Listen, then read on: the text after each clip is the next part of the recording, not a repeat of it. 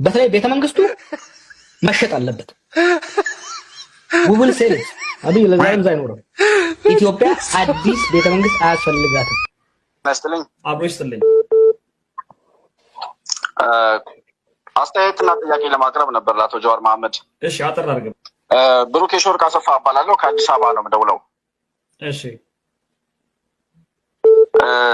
በመጀመሪያ አቶ ጀዋርን ለመጀመሪያ ጊዜ ነው በቀጥታ ስላገኘሁት ደስ ብሎኛል።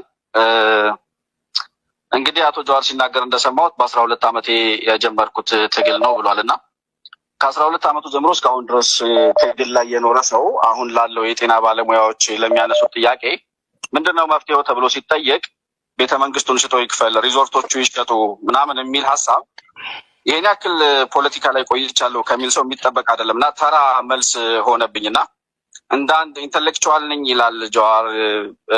ከዛ አንጻር